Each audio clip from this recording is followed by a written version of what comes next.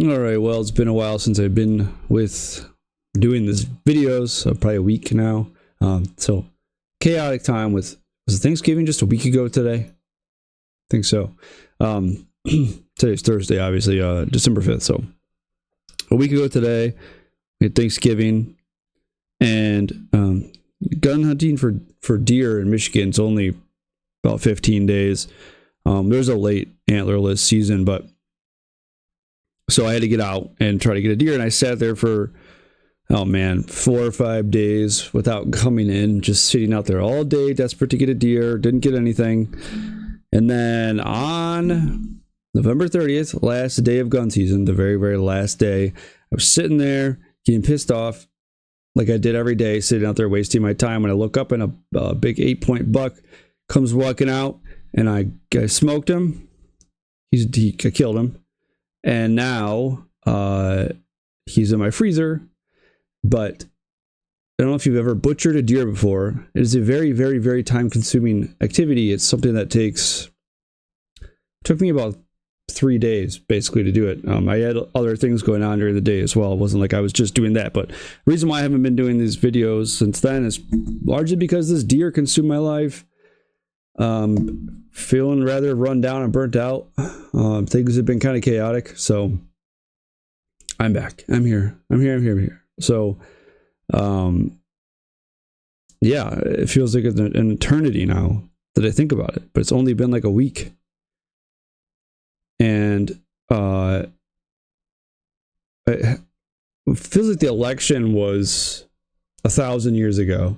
Been working on some history content, some stuff I'm going to put out. I guess you don't know, I am a historian. That is my main vocation in life. Historian and a writer. So I'm doing a podcast / written series of things on Civil War medicine, which is something it's like I wrote my dissertation on the topic. It's something I've studied a lot of. I'm doing a podcast on it. People seem to be interested in this topic. That should be starting soon. I wanted to start it sooner, but we're not quite there yet. And just doing some other history writing. Honestly, with how crazy politics and culture in America has been over the last several months, it was doing history stuff is such a reprieve to me. It's like it helps like my soul. It's like it repairs my soul when I work on history content, because it's just where I want to be. It's an escapism for me. It's this great place I can go and just get lost in my research and get away from the chaos. But the problem is the chaos is too interesting. It's too fascinating to follow the events of the world, isn't it? So I am a bit under the weather post Thanksgiving plague. Kids in school come home for Thanksgiving. We got Thanksgiving and everybody's doing great. Then all of a sudden I'm out hunting every day, and then I finally get my deer butchered and I get sick. Right? That's how things tend to go in life sometimes. You can't see out my window if you're listening to this. We got about an inch of snow, a little bit more, and it's probably more snow than we got last winter in Michigan. Last winter was get any snow, so it's been kind of cold and crazy. Oddly enough, I'm going back out hunting tomorrow because muzzleloading season starts, and I got another tag to fill, so maybe I'll get something again. Spend more days butchering. Now, I wanted to talk about a few things. I'm mainly interested in talking about some like tech / censorship stuff, more so than there's a lot of stuff going on with Trump's picks for positions. I don't really care about all that. It matters to me to a degree, but I was really excited about the Kash Patel pick. That's that one. I want to talk about that briefly. All these other ones, it's like the Pete Hegseth stuff with the Secretary of Defense stuff. It's just, if you can't see the guy as a victim of a political hit job, then you must be completely blind, because there's nothing else about this that's really, there's not a whole lot of substance to this stuff going on. It's just major backlash from the government and the media, aimed at Pete Hegseth because he is an outsider. And in case you're not aware, I know this is probably something you're like, no kidding, everybody knows this. Our government is extremely tied up in the military aspect of our society. It's like that stuff is more important to our government than anything else. And when you get a guy in there who's not a gung-ho war hawk type of person who wants to just continue the proxy wars and the pointless wars and escalating conflicts worldwide and continuing the funding of things like Ukraine and this war in Israel, things like that, which, I mean, from a conservative standpoint, I doubt they're going to ever cut back on supporting Israel. But, our government's so hyper-focused on this issue, it matters so much to them because so much of everything within our government is built on this idea of the military-industrial complex. Like, they make so much money off this stuff. It's how we funnel money throughout the world. It's how we get to flex and pretend like we're the world's utmost superpower. Everybody should fear us and respect us. This is the way of the United States of America. I would say in the post-Cold War era, but really it's been that way since the Civil War. I mean, we do have our history of being isolationists before World War I, but you're talking about a very, very small period of time. It's like in the grand history of the United States, war has been, and post-Civil War, since the end of the Civil War, war has been such a integral part of what we would call the political establishment and the deep state. And so people tend to go, oh, we were isolationists, and it's like, yeah, for a snippet of time. We had other things going on at that time. World War I prior, I would say more so after around World War II. Before World War II, we were more isolationist because we had a lot of our own problems going on. But that quickly changed, and ever since then, we have been all about the wars. So I think that the whole new pick for Department of Defense, or Secretary of Defense, I guess what they call it, there's major pushback for a reason. And I think that's something that we should probably look into why that's going on. But I'm not doing that today. Clearly, there's a motive here, just like the political hit job they used to take down Matt Gaetz. I think that whenever there's this level of pushback, it's for a reason, not because this person's actually scary or a threat. It's because they're not a scary threat to the United States of America per se. They're scary and a threat to the establishment in the deep state. There have been plenty of people elected or a whole office that have no business being in office. Okay, we have people in government currently who were had relations with Chinese spies. We have people in office that have lied us into numerous wars, have been wrong about everything. People that are, we've had people with substance abuse problems, people with infidelity problems. I mean, give me a break. This idea that somehow he's unique, it's a joke. There's just no way. So I will talk about Kash Patel.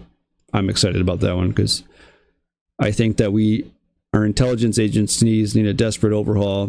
The FBI getting shucked out of Washington, D.C. and shipped off to actually do their job. Exciting, right? So what I wanted to talk about first of all, though, was before you do anything, please, can you give me a like, a subscribe, and a share? And for the love of God, can you follow me on X? Building an audience on there is like unbelievably painful. I've tried so many things. Every time I get up to a certain number of followers, gone. Like, I just lose them. If you're a verified follower, please follow me. I'll link below. That would be really wonderful. I'm trying real hard to grow on there. Trying not to get discouraged. So, I don't know. Things are just kind of up in the air in my life right now. I recently graduated from with my PhD. My wife's in medical school, so it's like I'm stuck trying to find a way I can make money from home, and I'm trying to do this whole thing. And the problem is, like, I really want to do this type of stuff and writing and my history stuff. I have to grow an audience, and I've been trying to do it really, with every waking hour. I've been putting in 60, 70-hour work weeks to do it, and it's been a lot of work and tough and discouraging, and I'm trying not to get discouraged. So please give me a follow if you could. I would really appreciate it. It helps me. You don't even have to look at any of my stuff if you don't want to. It would just help me bump up, but I would appreciate it if you enjoy my content to look at it. So here we go. Mark Zuckerberg meets Trump and other members of his administration at Mar-a-Lago. Now, if you read any of my stuff, I did write something up yesterday, available on my website. This is something that I wonder, should we be concerned or should we be pleased about this? My major question was, should we trust Mark Zuckerberg? Should we trust any of these big tech people? I mean, Elon Musk, of course, buying X is a huge win. That's probably the greatest thing that helped Donald Trump win the election and American people push back on what we would call the establishment. I think him buying X, making it a free speech platform, was everything. But this whole thing, I saw Bezos and, of course, Zuckerberg now trying to work with them. Politics is a very dirty game. It's a filthy thing. People will say the most heinous, evil, hurtful things about other people as a way to defeat them in an election. But then once that person, if they win the election, they have to go and grovel and kiss their feet, and everything has to go back to being some nice civil relationships you have to have after that, and work together to get things done, even though that person might have just said the most horrific things about you. You have to have a thick skin. As much as I think politicians are oxygen thieves for the most, it's like this thing where a lot of these people don't really do much of anything, and I think that's what kind of, it's what deters us from ever seeing politicians as being a positive figure in the country, is because so many of them do very little or do very little good or anything like that, and they're in it for nefarious reasons. But there are some that are in it for the good. But you got to admit, the people that do it, they have to have a thick skin, because these are people that have to say horrific things about each other. They have to demonize their political opposition, and then they have to go and work together, pretend like, maybe they are actually friends. I think that maybe in politics, there's this unspoken agreement that people have where they're like, oh, all right, listen, I'm going to call you a piece of crap. I don't mean it.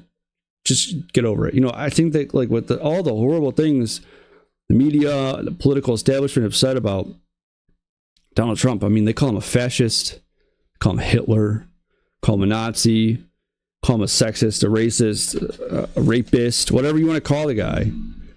People say things about him that are like, wow, if people were saying that about me and I had to work with them, that'd be a very awkward working relationship. And I think it's because deep down inside, a lot of these politicians know they don't mean it, and he knows they don't mean it. Just like they are that way about anybody. So when it comes to this stuff with like Mark Zuckerberg and Jeff Bezos, and do we trust these people? Because Zuckerberg has famously involved himself in politics that might be overblown. What he had once done with the Zuckerbucks thing during the 2020 election. According to Zuckerberg, he just forked over all that money because he was trying to help some smaller elections, helping some smaller elections get done, supporting smaller candidates, things like that. He claimed it was not this big, evil undermining of our election process. But Trump at one point had even called for Zuckerberg to be thrown in prison for the things he did during the 2020 election. But unfortunately, Donald Trump holds very deep-seated resentment, hatred, and anger when talking about the 2020 election. He still will not concede that he lost the thing, whether you believe he did or not. Maybe just move on. I mean, he's been pressed on the issue. Joe Rogan even was like, hey, give me specifics. And he wouldn't give him specifics. So Trump saying that Zuckerberg needs to be locked up pertaining to the 2020 election, it's like, you know, bit extreme. Zuckerberg probably knows it's a bit extreme. Trump tends to talk in extremes. So when you're talking about Zuckerberg coming to meet with Trump, it's like, what I know the relationship, they're trying to mend a relationship, and I think a lot of it comes down to like, hey, America needs to remain the leadership in technology. You should have a cordial working relationship with people in big tech, because it's needed as a way to maintain leadership in the tech space. You know, Zuckerberg and Elon Musk and Bezos and all those other people are, yeah, they're big. Amazon, not so much in the social media space, but in tech space, you know, like Zuckerberg and Musk in the social media space, they're giants. But there's also other things that they're a part of that are important, like AI, data, whatever. I don't, you know, all the tech stuff, right? Pretend like I know all these things, but AI and all these policies that are important to be privy to as to what's actually going on. I think it's important that that these people are involved, because they're obviously brilliant and they're obviously people that know what they're doing and talking about. They know the business. These are guys too that are like, you know, that are privy to things that are happening in the tech space. They know what other people are developing. They know what things are being worked on. They know what the future holds to a degree. So it's important to have these people help. But can their reasons be trusted? Zuckerberg is an interesting character because I know I rail on this. Facebook used to be the king. Facebook used to be huge. And young people, and I know they own Instagram and I know they own WhatsApp or whatever. But, you know, Zuckerberg is always tied to Facebook because he built the thing. And I think a big, you know, he has, was it Threads or whatever? Who cares about that? Threads is just Instagram with text. It's stupid. But Zuckerberg built Facebook, which is king. You know, he used to have this thing. He used to have Threads before, and it was called Facebook. And it was better than Threads. So Facebook was once king. And then it didn't become interesting to young people anymore. It kind of died. It's a thing that's like for boomers and millennials. Something I think I noticed about millennials. I am a millennial, so this is my generation. They like to seek affirmation constantly. And I think Facebook is the ideal platform, because rather than living the fake life on Facebook, they talk about their real life. You know, they want to be patted on the back for their accomplishments, and they want to complain about, and they want sympathy for the things. You know, that's what Facebook really is for a lot of people. It's this place to like get support, which is fine if that's your thing. But you know, I think that Facebook really started to take a dip around Trump's last administration when they were clearly shadow banning people. I mean, I think I've been long since shadow banned on there. Nobody sees my stuff. I used to rail against the Obama administration like crazy on there, because Obama used to just drive me nuts. I mean, that's like what I would spend so much time on there doing. I was that guy. And I never was really like an ardent Trump supporter or something on there, but I think a lot of my anti-establishment, anti-government stuff, anti-politics, anti-war type stuff started to, it didn't sit well with people that don't take well to political dissension, people that are opposed to what they stand for politically. Big tech people are not very patient in that regard. And so Facebook kind of took a dip, and then they started suspending people, and they started shadow banning people and censoring people. And the platform just sucks. It's not like it couldn't be good again. It could, I guess.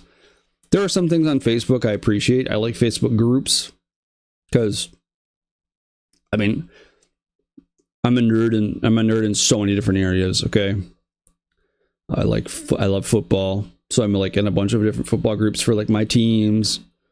Obviously, I love history, so I'm in like very like really specific Facebook groups, right, about like certain military weapons or certain military histories might thing, or certain military history eras and stuff like that. Facebook groups I appreciate, but Facebook overall kind of sucks, and it's moved away from what it used to be. Now it's just like Instagram, basically, where you just get a bunch of like influencers and bigger accounts. That's all you see now. And it really stopped being a place to sit there and have any open and honest discussion about anything.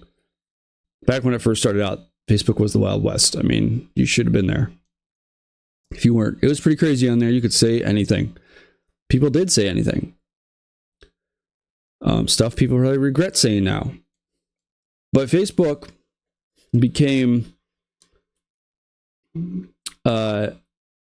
hyper politicized in one direction, and we really saw the crackdown during the pandemic, and later on, Zuckerberg admits that he let the government kind of pressure him into censoring people that were showing, I'd say more, I don't even want to say dis or misinformation, sowing information that ran contrary to the government consensus on things, which is what they care about.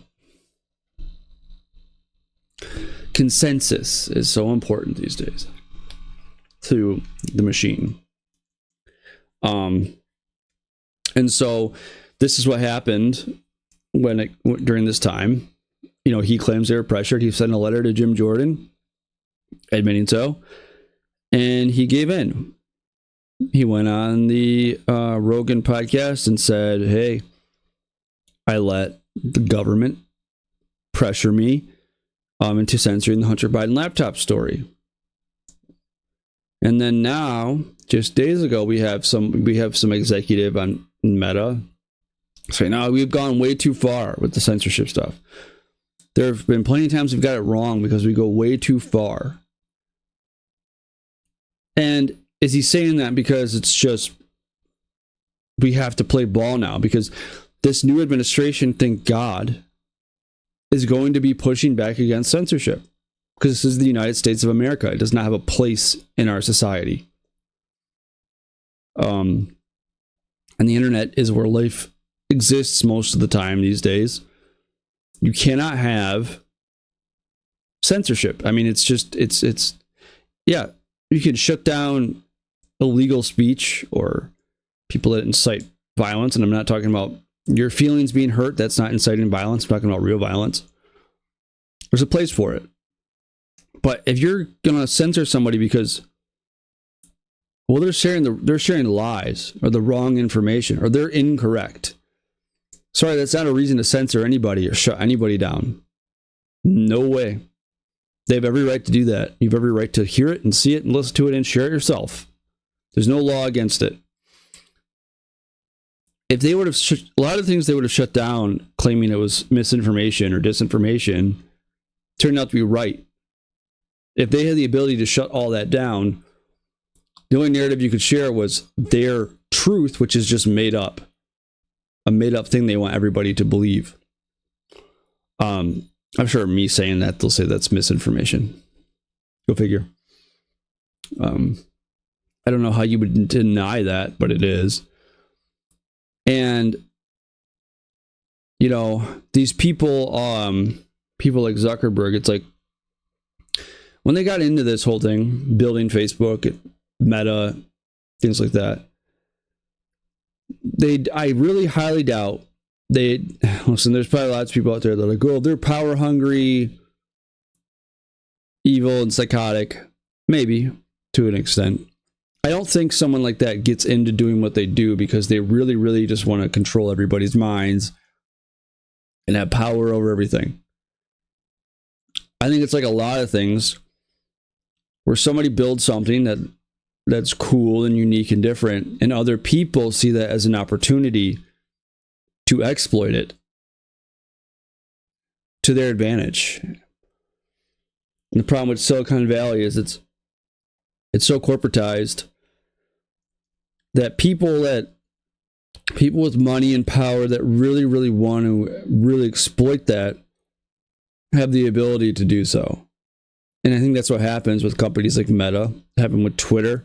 Jack Dorsey, while he was CEO, he had very little control at that point. And you're watching with just so much hate and resentment and anger that your company, this thing you built, that maybe it made you a multi-billionaire, but you're watching these people come in and destroy your company because they have a different vision for it. And for them, they're like, oh, I can use this as a way of control. I can use this to control the minds and use this to control the thoughts and what the allowable, Overton window, basically. You can dictate that if you have control over these things. But they're not people that ever had to build it, and that's what happened with these sensors and these third-party what do they call them? Third-party fact checkers, these moderators that come in. Listen, I don't want to knock anybody that does that job. Imagine what that job is like. Okay? I'm sure they have a lot of AI and stuff that helps them out now, but in the end, if you have to determine what is not allowed or whatever is allowed or what isn't, you are sitting there looking probably at horrific, horrible things all day. I'm not talking about bad words or things that hurt people's feelings. I'm sure you're looking at disturbing imagery and disturbing videos and just all this stuff that's awful. But that's a very low skill job to sit there and go acceptable, unacceptable, acceptable, unacceptable, and then you gotta make sure these things get flagged in the future, right? It's not exactly, if you're doing those jobs, you're not exactly creating things or building great things, or you're not doing much but sitting there. I don't want to, if you're doing that job, you do you. But I'm just saying, I think a lot of the people that do this stuff, they're not building these platforms. They don't really care whether people enjoy the platforms or not. They don't get anything for that. What they're doing is this job. It's largely menial. And people that are really uber talented, they're not going to go do these jobs. People that start these companies see an opportunity here. It's a needed space, but I'm sure a lot of them, they're in Silicon Valley. You're not going to start a company like that unless that's something that appeals to you. You may start these companies and then the way a lot of hiring practices go across the country, you hire people that think like you do. So when they say, these neutral fact checkers or moderators or things like that, they're not, do they really look into that? Oh yeah, wink, wink. They're all, we're mixed conservative and Democrat here. All right, go get to work. And you start hiring these people with what? Maybe they got degrees and maybe we got liberal arts degrees and things like that. And this is a job for them to sit there, and they have a lot of control over what is allowed or disallowed on the internet and on social media. I'm speaking in completely hypotheticals here. Okay, this is just a thought experiment. I'm not saying this to say this is definitively how it is. But one can imagine that this is a job that appeals to people that don't have a whole lot to offer otherwise. It's a perfect opportunity for people that want to police speech and want to police information. This is your opportunity. And this is what I think a lot of this comes down to. So you let these people, though, like for Zuckerberg or any of these other people, You built this thing and you let these people come in and they can just do whatever they want and destroy it. Remember that video a few months back? There's a guy who was a software developer or something for Meta saying, we just throw at anything anti-Harris, and anything pro-Trump just gets kicked to the curb. And I mean, Zuckerberg, he's all aboard with this. Is that true? Is Zuckerberg all aboard with that? We don't know. These people work with the guy every day. It's amazing, though, how many people like work at companies like this that they love to go on dates and brag about how they're an asshole, which I don't get that. I'm the world's biggest piece of garbage. Look at me, I'm powerful and I can do whatever I want. I can shut people down. So I don't know. Maybe that's the appeal. That it's an appeal to it. The appeal to of those jobs is it's people that like actually want to do that work. But I don't know if Zuckerberg actually is all aboard that stuff. So when it comes to him meeting with Trump in Mar-a-Lago, should we give Zuckerberg a pass if he's actually willing to work with Trump? I am personally very skeptical and don't know if I would agree that he deserves a pass. People can be forgiven. I believe that you can have more of a pass once you prove things have changed long term. Once you start allowing people to have differing opinions on your platform, then yeah, I'll believe you changed. We had this problem with Twitter. Twitter was awful. You could never have a differing opinion, a dissenting opinion, any opinion that dissented from what big tech wanted to be, the case. Was met with hostility, shadow banning, censorship, etc., and they knew they were doing it. They were bragged about it. Another one of those type of situations. And then Musk buys it. And the minute he lets people speak freely on there, you are dealing with major backlash from the left.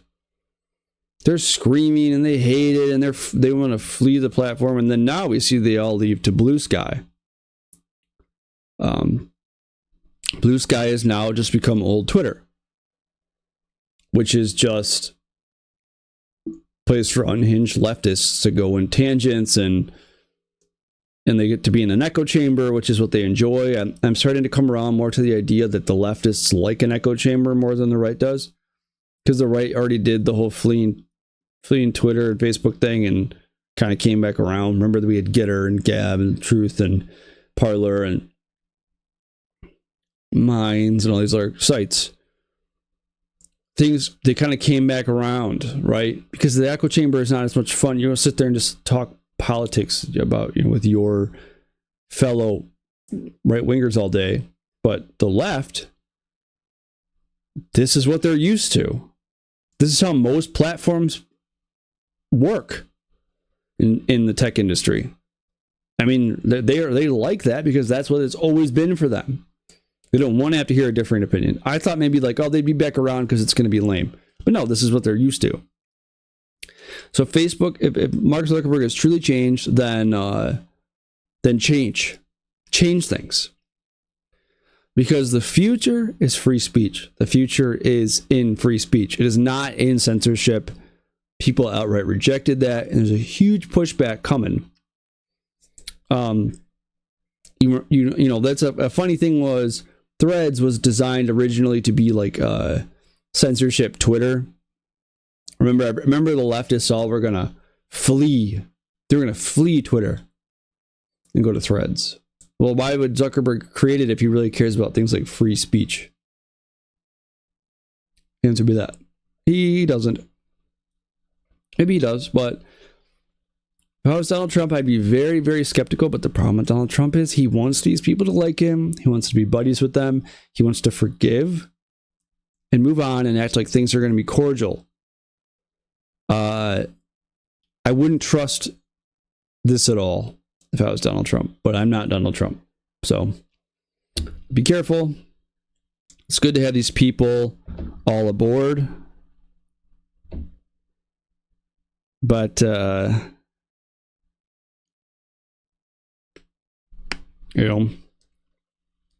I would be leery, just like I'd be leery of Jeff Bezos too. That's my take on that. My take would be, I don't think Mark Zuckerberg deep down inside wants to censor everybody. I don't think that's really his deal.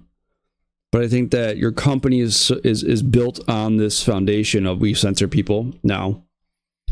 And, you know, I think if you're going to prove that you were, before it was somewhat of an overreach and things are going to change, they need to change. All right. Funny story here from Outkick. The View, they say the View gas bag blames ChatGPT for Hunter debuts Biden pardon screw up.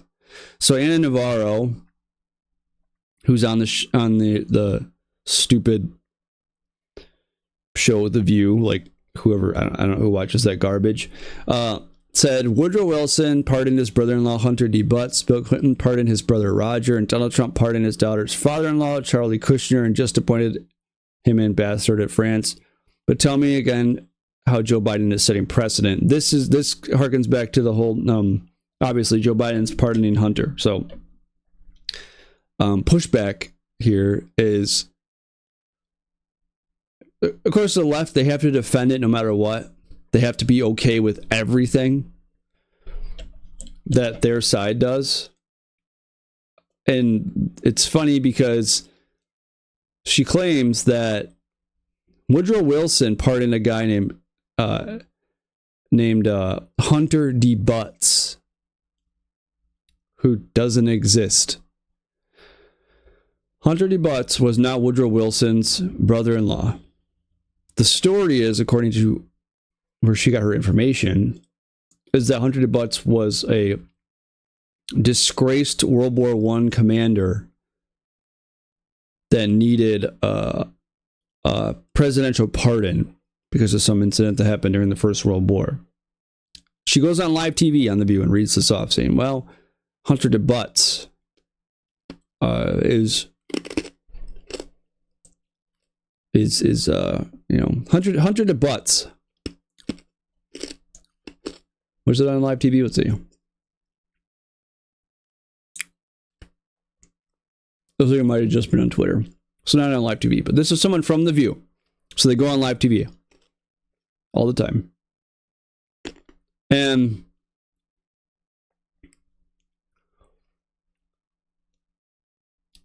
people on Twitter started to notice, hey, there's no such thing as Hunter D. Butts. And she goes, oh, well, you have to blame ChatGPT for this. So she goes on there to sit. These are people that rail against things like mis and disinformation. They think that's the reason why the world's falling apart. It's because people are allowed to speak freely online and they share things that are untrue. Goes on Twitter, person that has a big, I don't know, big audience, whatever big audience is for The View. I don't know, like 10,000 people or something. I don't know how many people watch that trash, but people watch it. They go on The View, and someone that goes on The View regularly, and she's sharing information that, as a fact, that is from ChatGPT. Now, listen, I am a historian and a researcher and a writer, and ChatGPT is a phenomenal resource for so many different reasons, but you have to fact check it. It is wrong all the time. Just for example, Michigan fan here. Michigan was terrible this year, but Michigan beat Ohio State on Saturday, which was a crazy game. No, just a crazy day. Super terrible game, but they pulled it off. But when I asked ChatGPT, how many days has it been since Ohio State beat Michigan? And it kept giving me different answers. It said like 1,400 and something days, 1,200, and then I'm like, well, no, like none of these answers are correct. It's actually like 1,800 and something days. And the thing never got it right. So if I would have been like, what if I just took that first answer, went on Twitter and be like, hey, beat Ohio State, or Ohio State has beat Michigan this number of days, and it's the wrong number. You're just like an idiot, right? There are so many things I catch it doing that are actually factually incorrect when it comes to historical facts and things like that. It gets wrong all the time. You have to fact check it. You just went out there acting like it was authoritative. It will make stuff up, and you didn't check it. I'll tell you things I use ChatGPT for.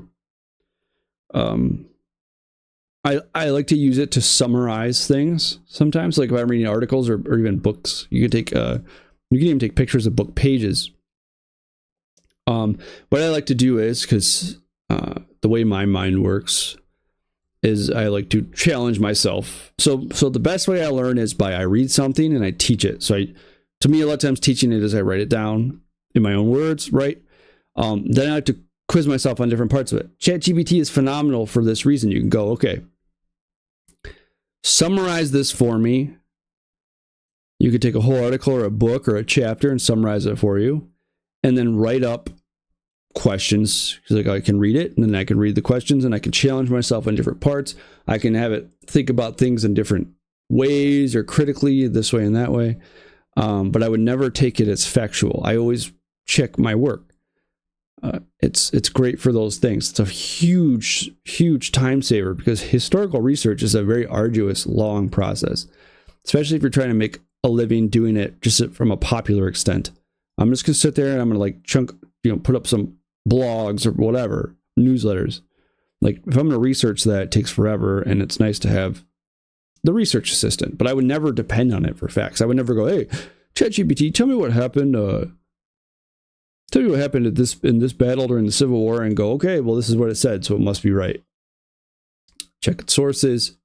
Hunter de Butts is not a relative of Woodrow Wilson's.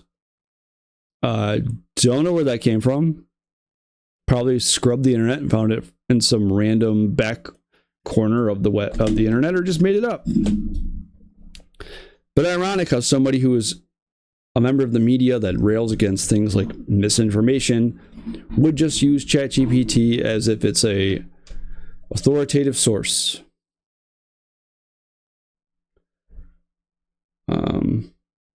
She's the victim here, because ChatGPT screwed her over.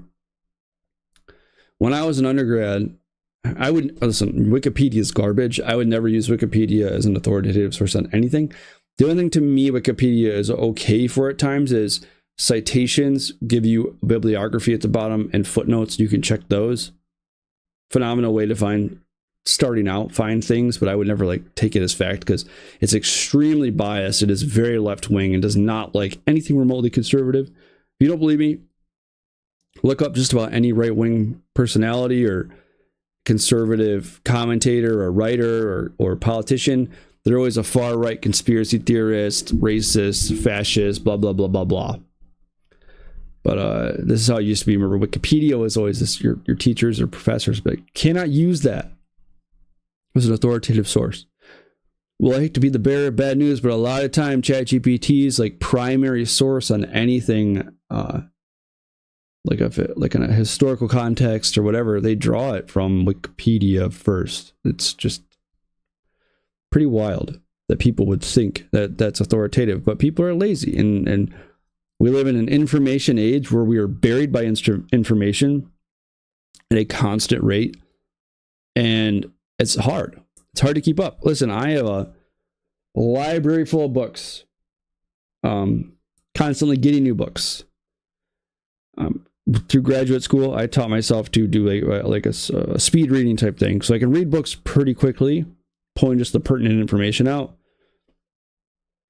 I probably, reading cover to cover. I don't read very many books cover to cover in a week, but a few dozen books I'll go through every week doing research, just pulling things out. And then on top of that, you have all this other stuff going on, especially if you're a person that wants to keep up on things like I do and constantly wants to learn things. There's so much information you're constantly having to keep up with and pull from, and you have to read articles, and you have to see how quickly they're you have to draw the information out quickly, and it's like people are lazy in their research, but they're also overloaded with information, and the information is changing so rapidly. To keep up, sometimes you have to just go, okay, ChatGPT, tell me about this.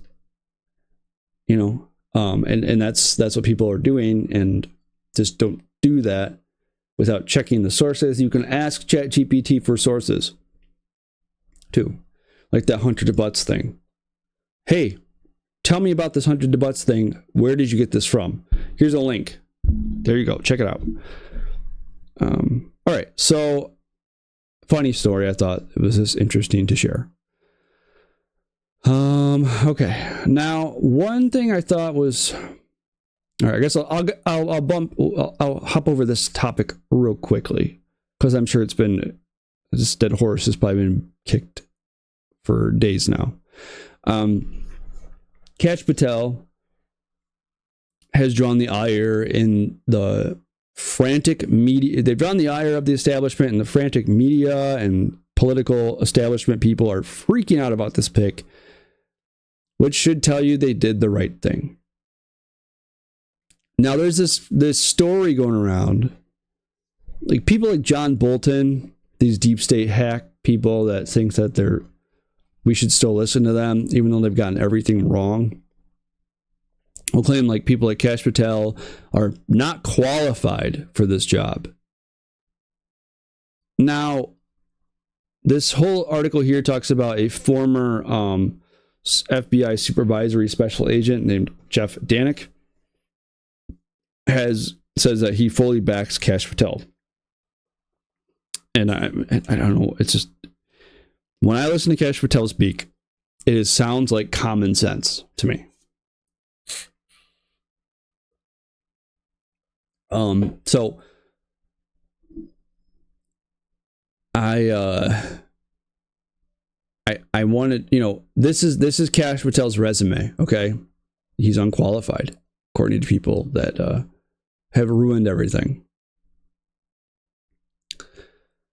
So he earned a Juris Doctorate degree from Pace University, and then a certificate of international law from the University College of London, and a degree in criminal justice and history from the University of Richmond. Before entering politics, this is from a tweet from a man named Eric Daughtery. Before entering politics, he worked as a federal prosecutor in the DOJ, dealing with national security cases.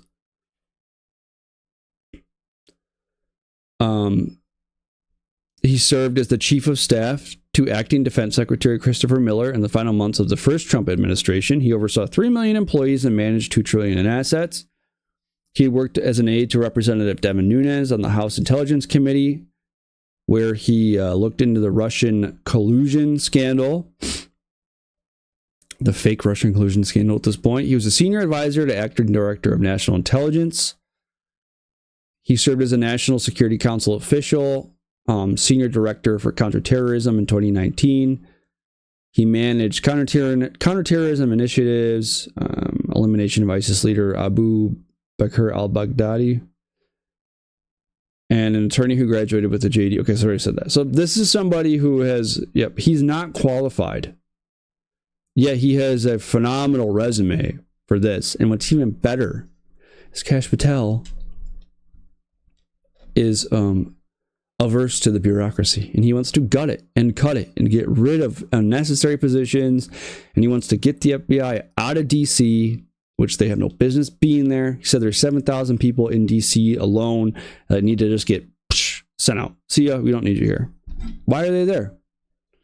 So they can be close and nuzzled up to the politicians. These are people that are climbing a career ladder. There are people that are there because they want to be there, because they really enjoy the work they do. They want to help. They want to help the world. They want to make the world a better place, what have you. I'm not saying that those people don't exist, but a lot of these people are just bureaucrats that want to climb the ladder. And I don't think there's anybody that I would I wanted this pick the whole time. I did. I like Kash Patel. He's a very common sense, down to earth guy. You listen to him talk.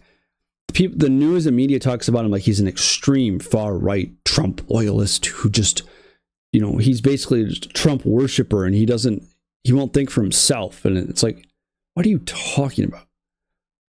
If you listen to him talk, sit down and actually listen to him talk. It's like he's the most normal person, one of the most normal people in government, and he's super intelligent, and everything he says makes sense. And you're just trying to gaslight me by telling me that, well, he's just a far right Trump supporting loyalist who picks Trump over country. And it's like, there's just no way that's true. I don't believe it. Based off the way he is, the things he says, that he is far more loyal probably to I would say he's far more loyal to the United States of America than he is to Trump.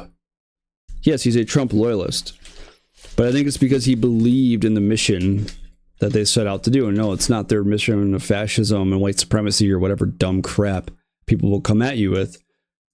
This mission of this country has been taken over by bureaucrats, by big government, by all these things. Now, Trump certainly has his own big government aims. I'm not going to deny that. But, you know, he understands that, like, he made the Doge thing. We need to cut the size of government. And I think Kash Patel being chosen was a great pick. And whether or not, you know, nobody's going to agree with that from the left or the media or whatever. I don't care. Or the establishment. They had their chance. They blew it. If people wanted them to run things, then their candidate would have won. It wouldn't have been a landslide, a blowout. So that is what I wanted to say on that. Now, this was a story from the Epoch Times I saw before I jumped on. Republicans are split on whether to cut earmarks ahead of Doge meeting with Musk and Ramaswamy. Now, in case you're not aware of what earmarks are, whenever Congress puts forth a funding bill, you know, we're sending money to different things, people in government can put in little things in there that they want money spent on. They can move money this way and that way, and it boils down to like favors and reciprocating support and all this other stuff. And the issue is that they're extremely wasteful and can come across as really corrupt. And a problem is the way that we do things with our spending bills is, what do? They just wheel out a pallet full of paper and say, here you go, this came out 10 minutes ago, we got to vote on it or else we're not going to be able to go home. Well, I want to read through it. Well, it's going to take teams of people, so too late. Right? And they just jam all this crap in. Nobody knows what's going where. They just blow money. And it's like, these spending bills are not the people that are spending the money. It is not their money.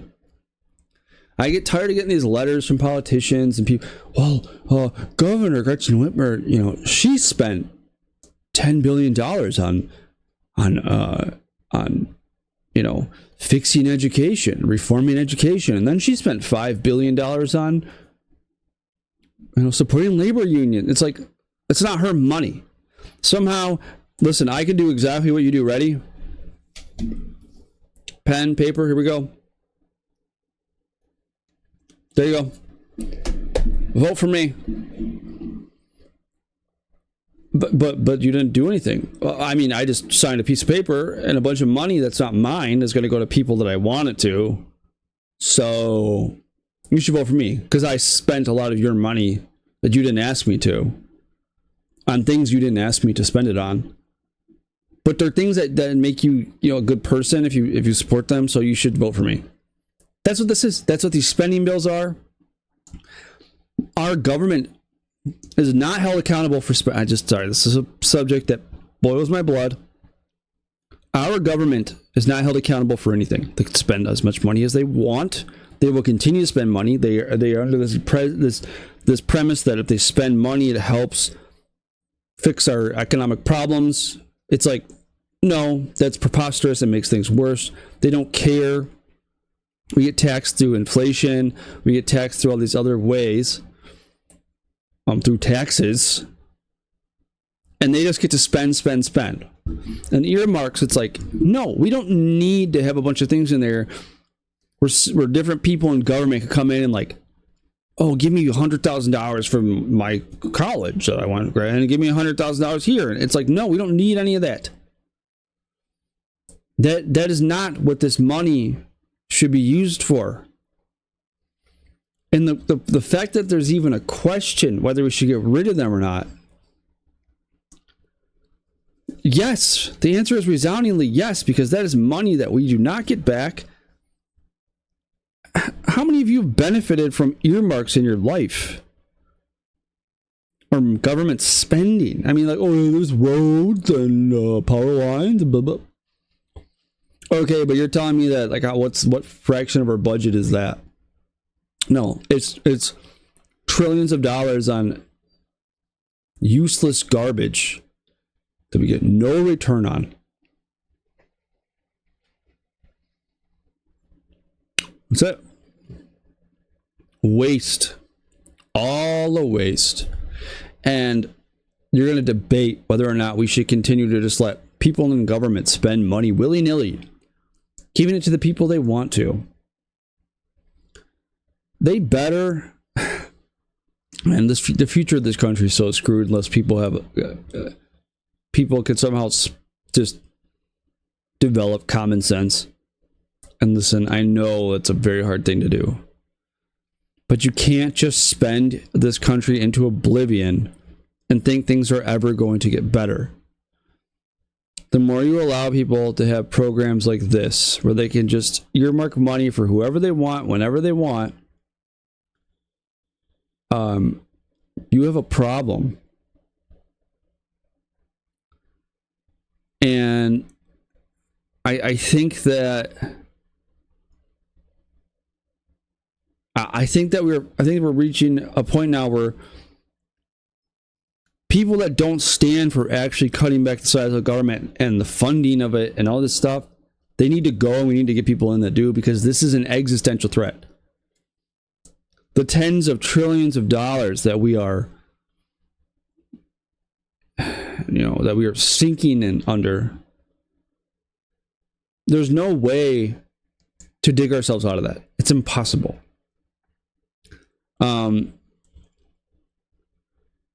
So the more we do this, where we just earmark money and print it out, it's just going to continue to make the problem much more painful in the long run. This isn't going to affect your grandchildren and your children and grandchildren. It's going to affect your great-great-grandchildren and your great-great-great-grandchildren. Because unless this stuff gets curbed now, they're going to keep doing this forever. So what's your opinion? Should we cut earmarks? Because, maybe you have a different opinion. Maybe you say, oh, well, no, but it helped me. Maybe. All right, just a few more stories here before I start to crash a little bit. The U.S. must do more to replenish munitions stockpiles, says White House's Sullivan. National Security Advisor Jake Sullivan said the nation's ability to replace munitions could not move quickly enough in wartime. I have a bit of advice. Maybe when it's peacetime,